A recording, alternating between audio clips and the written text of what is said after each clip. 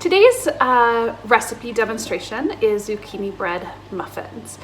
So I'm just going to start going through the recipe and hope you guys will follow along. So my first step is to preheat the oven to 350 degrees, which I have already done. My next step is to grease 12 muffin cups with cooking spray. So I have that right here, and I've got my spray. I'm actually going to spray it over the sink so that way I don't get my work surface all wet and slippery. And then I'm just going to set that aside. Next, it says to combine my dry ingredients in a large bowl. So I have a large bowl here. My first ingredient is 1.5 cups of all-purpose flour. I'm just going to use a big spoon to spoon my flour in. We always want to try to spoon flour into our measuring cups so that it does not pack down. We don't want extra flour in our recipe because it will make things dry. So that's why we spoon it in. And then I'm going to use the back side of a knife to level it off. My flour container isn't very big, so I'm going to make a big mess all over my countertop when I do this. That's okay, I'm kind of a messy cook anyways. So there's 1 cup, and then I also need 1/2 cup. So anytime it says that on your recipe 1 1/2, make sure that you're doing 1 plus 1/2, not just 1/2. So there's my 1.5 cups of flour. Switch that into the sink. Next up, I have my sugar. My sugar calls for 3/4 cup of white sugar, which is just regular granulated sugar. In most measuring sets, there's not a 3/4 cup measuring cup. So I'm going to do 1/2 cup, fill it to overflowing, same as I did with the flour, and level it off, plus 1/4 cup. And sugar, you don't have to worry about it packing down, so you can just scoop it straight out. But then always make sure to level it off so you get a nice accurate measurement. Baking soda. So this recipe calls for baking soda, not baking powder. Baking soda generally comes in, oops, I can't get that to focus, a box like this. We're using baking soda because we're going to add in an acid, whereas baking powder has both. So I'm going to do 1 teaspoon of baking soda, and I'm going to actually use the lid of the container to kind of level it off. Oops, try it again. There we go. So now we have a nice level teaspoon of baking soda. And then I'm going to do cinnamon. This calls for a teaspoon of cinnamon.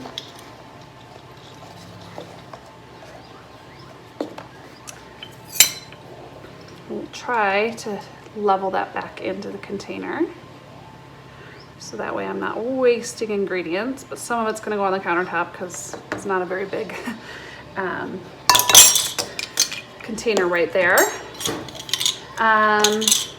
And salt. For my salt, I have my little salt container, and I'm just going to measure out 1/2 teaspoon of that. Level that back in, sprinkle that in. I'm going to mix those together as the recipe said to combine. The reason you always want to mix your dry ingredients together first is because you don't want any big clumps of, baking soda or salt in your recipe. So once it combines with the liquid, it could just then get kind of clumpy. So after I have that mixed together, I'm going to go ahead and set that aside. Then in a separate bowl, it says to mix my egg. And in the ingredients, it says 1 egg lightly beaten. So I'm going to crack my egg into my bowl. Double check that there's no shells in there. And then I'll use just a clean spoon or a fork just to kind of lightly beat that up.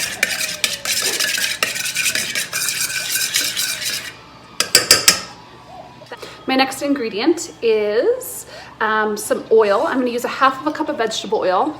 That's going to be my fat in the recipe. And I'm just going to use this oil right here. Mine actually is corn and canola oils, but really you just want to make sure that you have just kind of an all-purpose oil.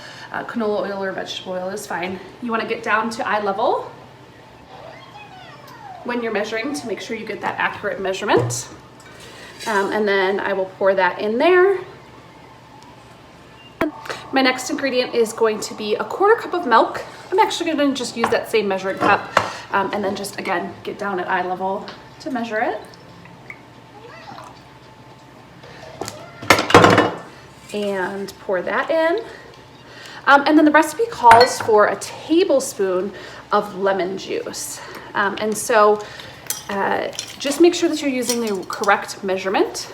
A tablespoon is a large spoon, TBSP or capital T. A teaspoon is the smaller of the two. 3 teaspoons equals 1 tablespoon, so make sure you're using the correct one.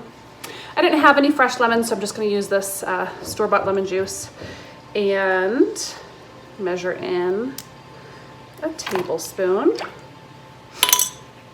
And then my vanilla extract, I'm going to do 1 teaspoon of that.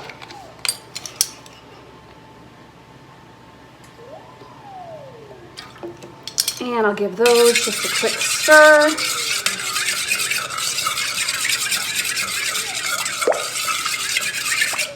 And then it says to stir the wet ingredients into the dry ingredients and stir just until moistened.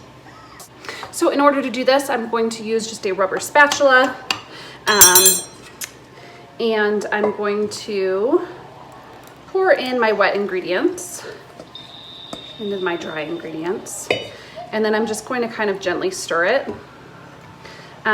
For muffins, you don't want to overmix the batter because they will become really tough and dry if your batter is overmixed too much. From here, I'm going to be able to fold in the zucchini and chocolate chips. I'm going to actually leave this kind of lumpy in order to add that in, because I'll finish stirring it when I add in the zucchini and the chocolate chips if I want to add those in. So for your zucchini, you are going to need to prepare the zucchini. And so in order to do this, I'm going to just kind of cut the ends off the zucchini. I did already rinse it off. And then you're going to shred the zucchini using like a cheese grater. And so for the zucchini, you can just use the whole thing, including the peel.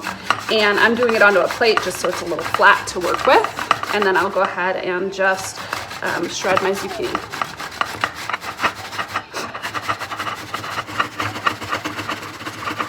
Now, one thing I want to mention is when you get down to the very end, you really don't want to grate the tips of your fingers.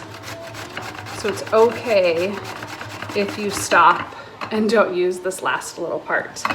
So now that I have my zucchini shredded, I can go ahead and add that into my bread. Zucchini is going to add, just a really healthy vegetable. It won't add a lot of flavor, but it also will add a little bit of moisture as well. And then I can do my half a cup of dark chocolate chips. This is optional for the recipe, so you don't have to add it in. But who doesn't love a little chocolate chips? Dark chocolate is healthier than milk or semi-sweet chocolate, so that's what I'm using. And a couple little extra never hurts, right? That's why you don't measure over your bowl.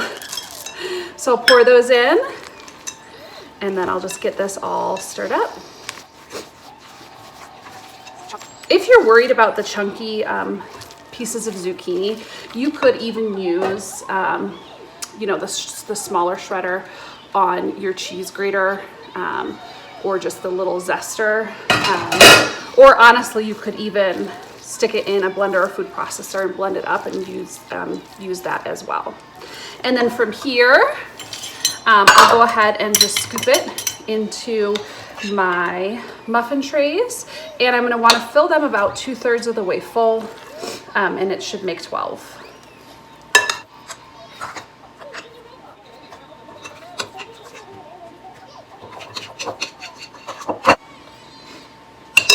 After I've made sure that the dough is pretty evenly dispersed in the trays, I'm going to go ahead and bake them in the oven for 20 to 25 minutes until a toothpick insert in the center comes out clean.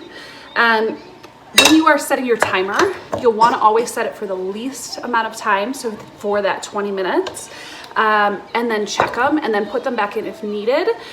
Don't set it for the middle because they may be done after 20 minutes. My zucchini bread muffins have now been in the oven for 20 minutes. So I'm just going to insert a toothpick into the center of one of them. And if it comes out without any liquid on it, then you know that they're done. So mine only took 20 minutes to bake. It does just depend on the oven. So this is my final product.